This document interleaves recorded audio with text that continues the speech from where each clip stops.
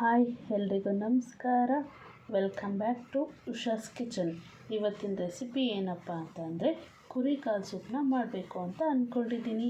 ನಾನು ಯಾವ ರೀತಿ ಕುರಿ ಕಾಲು ಸೂಪನ್ನ ಮಾಡ್ತೀನಿ ಅಂತ ನಿಮಗೂ ತಿಳಿಸ್ಕೊಡ್ತೀನಿ ಬನ್ನಿ. ಅದಕ್ಕೆ ಮಸಾಲೆಗೆ ಬೇಕಾಗಿರೋದು 2 ಟೇಬಲ್ ಸ್ಪೂನ್ ಆಗುವಷ್ಟು ಕಾಳುಮೆಣಸು, ಜೀರಿಗೆ, ಬೆಳ್ಳುಳ್ಳಿ, ಶುಂಠಿ, ಸ್ವಲ್ಪ ಚಕ್ಕೆ ಲವಂಗ. ನಾನಿಲ್ಲಿ ಕುರಿ ಕಾಲನ್ನ 4 to 5 ಟೈಮ್ಸ್ ವಾಶ್ ಮಾಡಿಟ್ಕೊಂಡಿದ್ದೀನಿ.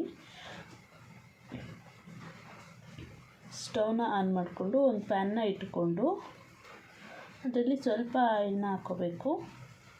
ಎಲ್ಲ ಮಸಾಲೆಗಳನ್ನ ಚೆನ್ನಾಗಿ ಫ್ರೈ ಮಾಡ್ಕೋಬೇಕು. ಇಲ್ಲಿ ನಾವು ಮಸಾಲೆನ ಎಷ್ಟು ಚೆನ್ನಾಗಿ ಫ್ರೈ ಮಾಡ್ಕೊತೀವೋ ಅಷ್ಟು ಚೆನ್ನಾಗಿ ಸೂಪ್ ರೆಡಿಯಾಗಿರುತ್ತೆ. ಈ ಸೂಪನ್ನ ತುಂಬ ಬಾಣಂತಿಯರಿಗೆ ಕೊಡೋದ್ರಿಂದ ಹಾಲು ಚೆನ್ನಾಗಿ ಬರುತ್ತೆ ಅಂತ, ಮತ್ತು ಮೂಳೆಗಳನ್ನ ನೋವಿರೋರು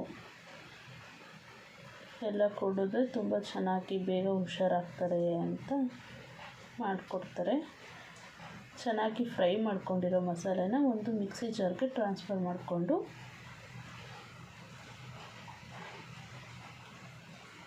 ಮಿಕ್ಸಿ ಮಾಡ್ಕೊಳ್ತಾ ಇದ್ದೀನಿ. ಈ ಥರ ಮಾಡ್ಕೊಂಡಿರಬೇಕು.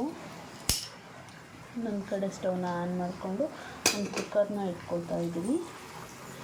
ಈ ಕುಕ್ಕರಲ್ಲಿ ಸ್ವಲ್ಪ ಎಣ್ಣೆ ಹಾಕ್ಕೊಂಡು, ಸ್ವಲ್ಪ ಅಂದರೆ ನಿಮಗೆ ಎಷ್ಟು ಬೇಕೋ ಅಷ್ಟರಲ್ಲಿ ನೋಡಿಕೊಂಡು ಹಾಕ್ಕೊಳ್ಳಿ. 2 ಪೀಸ್ ಮೆಣಸಿನ್ಕಾಯಿನ ಕಟ್ ಮಾಡಿ ಹಾಕ್ಕೊಳ್ತಾ ಇದ್ದೀನಿ. ಯಾಕಂದರೆ ನಾನು ಮೆಣಸು ಹಾಕಿರೋದ್ರಿಂದ ತುಂಬ ಖಾರ ಆಗಿಬಿಡುತ್ತೆ ಅಂತ ಜಾಸ್ತಿ ಮೆಣಸಿನ್ಕಾಯಿನ ಹಾಕಿಲ್ಲ. ಹೆಚ್ಚಿಟ್ಕೊಂಡಿರೋ ಈರುಳ್ಳಿನ ಹಾಕ್ಕೊಂಡು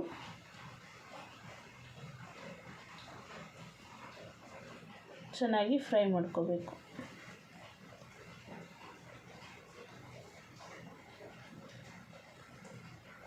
ಈರುಳ್ಳಿ ಕಲರ್ ಚೇಂಜ್ ಆಗೋವರೆಗೂ ಫ್ರೈ ಮಾಡಿಕೊಂಡು ನಾನಿಲ್ಲಿ ಕುರಿ ಕಾಲುಗಳನ್ನ ಹಾಕ್ಕೊಳ್ತಾ ಇದ್ದೀನಿ.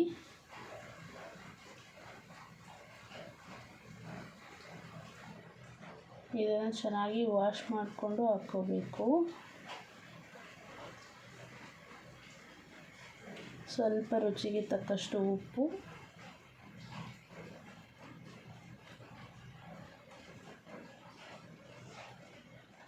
ಸ್ವಲ್ಪ ಅರಿಶಿನ ಪುಡಿನ ಹಾಕ್ಕೊಂಡು ಚೆನ್ನಾಗಿ ಮಿಕ್ಸ್ ಮಾಡ್ಕೊಳ್ಬೇಕು.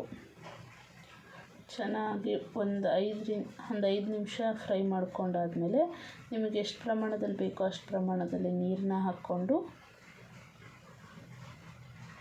ಆವಾಗಲೇ ನಾವು ಮಸಾಲೆನ ರುಬ್ಬಿಟ್ಕೊಂಡಿದ್ವಲ್ಲ ಆ ಮಸಾಲೆನ ಹಾಕ್ಕೋಬೇಕು. ನಾನಿಲ್ಲಿ ಒಂದು 5 ಸ್ಪೂನ್ ಆಗೋಷ್ಟು ಮಸಾಲೆನ ಹಾಕ್ಕೊಳ್ತಾ ಇದ್ದೀನಿ. ನಿಮಗೆ ರುಚಿಗೆ ತಕ್ಕಷ್ಟು ಮಸಾಲೆನ ಹಾಕ್ಕೊಂಡು ಚೆನ್ನಾಗಿ ಕಲಿಸ್ಕೊಳ್ಳಿ.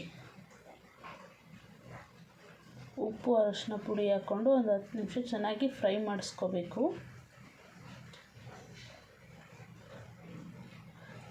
ಇಲ್ಲಿ ಸೂಪ್ ಚೆನ್ನಾಗಿ ಕುದೀತಿರುವಾಗ ನಾನೊಂದು 2 ಟೇಬಲ್ ಸ್ಪೂನ್ ಆಗೋಷ್ಟು ತುಪ್ಪನ ಹಾಕ್ಕೊಳ್ತಾ ಇದ್ದೀನಿ. ತುಪ್ಪ ಹಾಕ್ಕೊಳ್ಳೋದ್ರಿಂದ ಟೇಸ್ಟಿಯಾಗಿರುತ್ತೆ ಮತ್ತು ಒಳ್ಳೆಯದು ಕೂಡ. ಹಾಕ್ಕೊಂಡು ಲಿಡ್ ಕ್ಲೋಸ್ ಮಾಡಿಕೊಂಡು ಒಂದು 5 ರಿಂದ 6 ವಿಷಲ್ ಬರೆಸ್ಕೋಬೇಕು. ಲಿಡ್ ಓಪನ್ ಮಾಡಿದ್ರೆ ಈ ಥರ ಇರುತ್ತೆ. ಹೀಗಾಗಿರುತ್ತೆ. ಚೆನ್ನಾಗಿ ಬೆಂದಿದೆಯೋ ಇಲ್ವೋ ಅಂತ ನೋಡ್ಕೊಳ್ಳಿ. ಇಲ್ಲಿ ನಮ್ಮ ಸೂಪು ತುಂಬ ಚೆನ್ನಾಗಿ ಬೆಂದಿದೆ ಕೂಡ.